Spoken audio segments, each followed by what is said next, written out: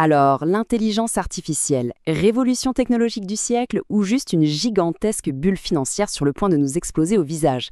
C'est la question que tout le monde se pose. Et on va tenter d'y voir un peu plus clair ensemble. Voilà comment on va procéder. D'abord, on va se mettre d'accord sur ce que c'est une bulle. Ensuite, on pèsera le pour et le contre. Après ça, on confrontera tout ça à la réalité pour arriver à un verdict. Et enfin, on verra quels sont les signes avant-coureurs à surveiller. Allez, on commence par le commencement. Avant de parler de bulle, il faut déjà être sûr qu'on parle tous de la même chose. De quoi s'agit-il exactement? Bon, allons droit au but. La question, la vraie, c'est celle-ci. Est-ce que tout cet enthousiasme, tous ces milliards qui pleuvent sur l'IA ne sont pas en train de créer une dangereuse bulle financière? Ok, petite pause définition, c'est essentiel. Une bulle financière, qu'est-ce que c'est? Eh bien, c'est quand le prix d'un actif s'envole complètement déconnecté de sa valeur réelle, juste porté par l'euphorie et les attentes démesurées. Pensez à la bulle Internet de 1999. C'est ce concept-là qu'on va appliquer à l'IA. Parfait. Maintenant que le cadre est posé, regardons les arguments qui font penser qu'on est en plein dedans. Quels sont les signaux qui clignotent en rouge? Premier signal, et c'est un grand classique, des valorisations stratosphériques. Les entreprises liées à l'IA, qu'elles fabriquent des puces ou des logiciels, voient leur valeur en bourse exploser.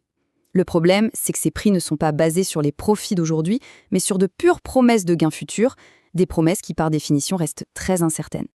Ensuite, il y a cette frénésie d'investissement. C'est une véritable course à l'armement. On parle de milliards, de dizaines de milliards de dollars injectés dans les infrastructures, dans le rachat de start-up. C'est un torrent de cash qui se déverse, parfois sans même qu'on sache comment tout ça va être rentable un jour. C'est un symptôme typique d'une bulle. Et puis, il y a le discours ambiant, le fameux hype. On l'entend partout. L'IA va tout remplacer. Ça crée un sentiment d'urgence, l'idée qu'il faut absolument sauter dans le train maintenant. Cette exagération, ce n'est pas nouveau. On a entendu exactement la même chose pour la bulle Internet. Et on voit comment ça s'est terminé. Et on arrive au nerf de la guerre, l'argent, la rentabilité. Parce que malgré l'adoption massive, gagner de l'argent avec l'IA, c'est encore très compliqué. Les coûts pour faire tourner ces modèles sont colossaux, en énergie, en matériel. Résultat, pour beaucoup, le retour sur investissement se fait toujours attendre. Bon, le tableau semble assez sombre. On a l'impression d'avoir tous les ingrédients d'une bulle. Mais est-ce que c'est vraiment si simple? Regardons maintenant l'autre côté de la médaille, les arguments qui montrent que la situation est peut-être bien différente. L'énorme différence avec d'autres bulles, c'est que l'IA, ce n'est pas juste du vent. Elle apporte déjà une valeur concrète, réelle. Elle génère des gains de productivité, elle automatise des tâches, elle crée des outils que des millions de personnes utilisent chaque jour. La valeur n'est pas une vague promesse, elle est déjà là, tangible. Un autre facteur qui change tout, c'est de regarder qui investit. Ce ne sont pas des petites startups fragiles. Ce sont les entreprises les plus riches de la planète. Microsoft, Google, Amazon. Elles ont des poches si profondes qu'elles peuvent se permettre de financer cette transition sur des années, même si ça leur coûte de l'argent au début. Et si, finalement, ces investissements massifs l'étaient justifiés? L'idée, c'est qu'on ne voit que la pointe de l'iceberg. Le potentiel de l'IA pour transformer la médecine, la science, l'éducation est si immense que les paris d'aujourd'hui pourraient paraître presque timides dans quelques décennies. Alors après avoir pesé le pour et le contre, on en arrive où? Quel est le verdict final? Bulle ou pas bulle?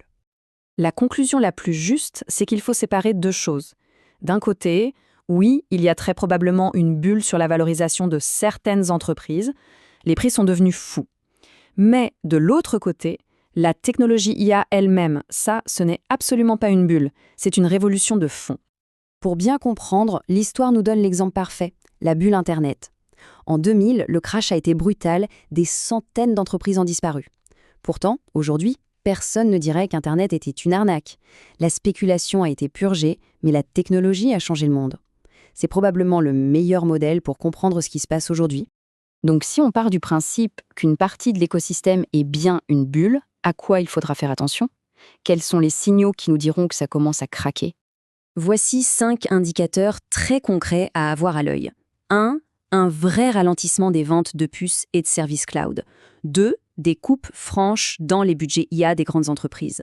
3. Si, mois après mois, on se rend compte que personne n'arrive à gagner de l'argent avec ça. 4. Une vague de faillite de start-up. Et enfin, le plus évident, une chute brutale et durable des valeurs technologiques en bourse. Et on va terminer avec cette question pour ouvrir la réflexion. L'éclatement de la bulle Internet n'a pas été la fin de l'histoire, bien au contraire. Ça a fait le ménage et ça a permis aux vrais géants, comme Google ou Amazon, de s'imposer. Alors, si une correction arrive sur l'IA, ça ne signera peut-être pas la fin de la technologie, mais plutôt le début. Le moment qui révélera qui seront les véritables leaders de demain.